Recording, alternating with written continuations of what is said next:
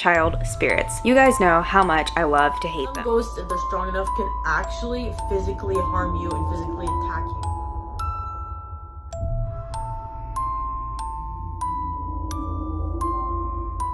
Hey guys, what's cracking? Welcome back to my channel. So today's video is really exciting because it is a long distance collab with one of my best friends here on YouTube, Lexy Hautcoeur. Now, not only is Lexy one of my best friends here on the platform, she's also just one of my favorite creators overall. Guys, her channel literally has everything. She tells ghost stories, she does paranormal games, she even talks about true crime from time to time, and it literally is just like...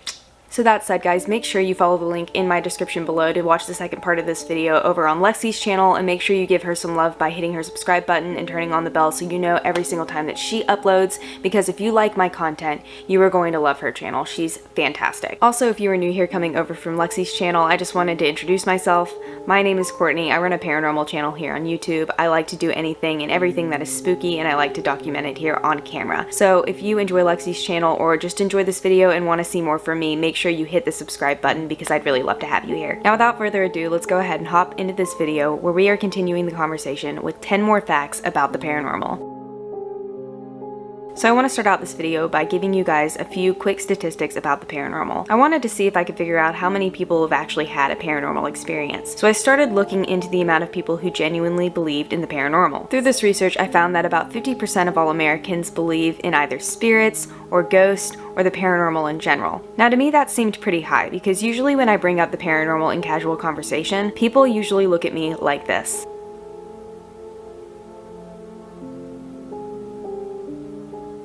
So I decided to dive a little bit deeper into these numbers to see if I could get an idea of where this statistic came from. And I found that about 65% of Americans have reported having an ESP experience, while 28% of Americans have claimed to have a clairvoyant episode. And on top of that, a whopping 40% of Americans have claimed that they have made contact with the dead.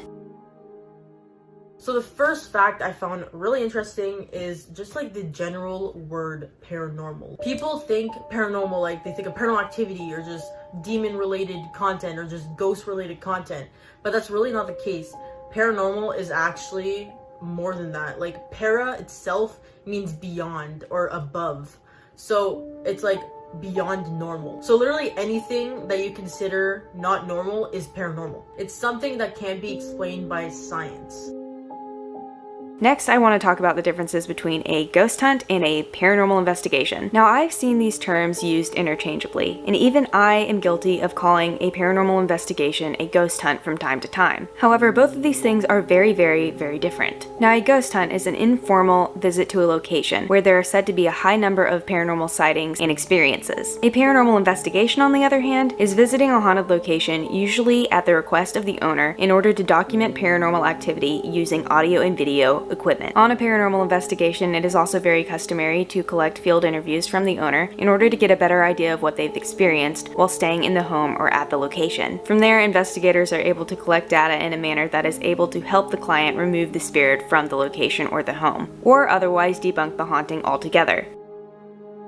So going back to ghosts and demons and stuff, many people don't know this, but ghosts can actually hurt you emotionally, mentally, and physically. People think that ghosts can just mess with you psychologically and sometimes physically, but they can actually do a lot more damage than people think. Some ghosts, if they're strong enough, can actually physically harm you and physically attack you. That's just scary in general, but they could also mentally abuse you because they could make you think of certain things, make you paranoid, and they could also give you mood swings. So the negative energy of ghosts could actually affect your mood, affect how you feel and everything like that. And they could also affect you mentally. They can make you see things and make you hallucinate and think you're going crazy. So be careful when you're dealing with ghosts.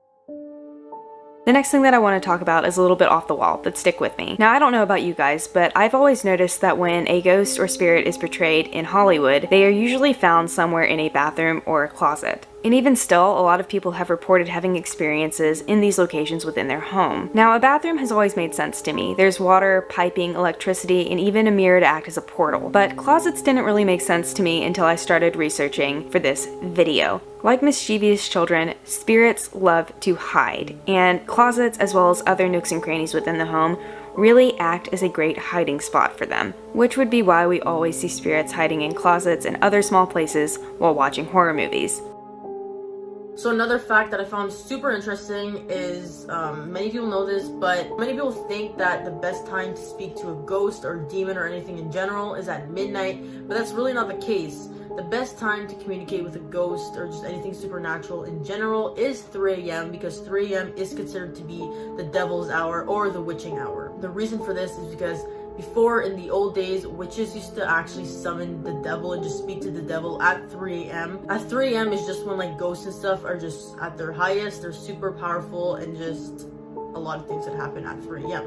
So if you guys ever do want to communicate with spirits, I do not recommend it, but the best time to do it would be 3 a.m.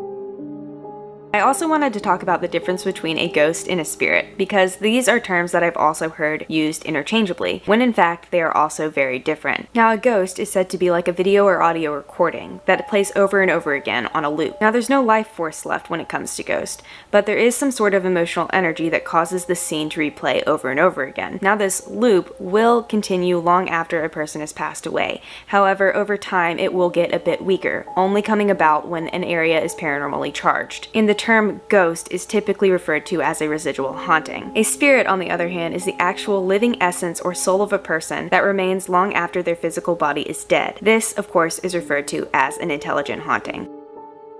So not only can spirits affect you physically, mentally, and emotionally, ghosts have actually been known to moving objects in your house as well. Many people know that, but it's a very interesting fact that could actually happen. There have been recordings, there's proof that this actually has happened, and people don't know why. Like I said, paranormal just means beyond normal, something that's not normal. So the door opening is considered paranormal. It's very scary.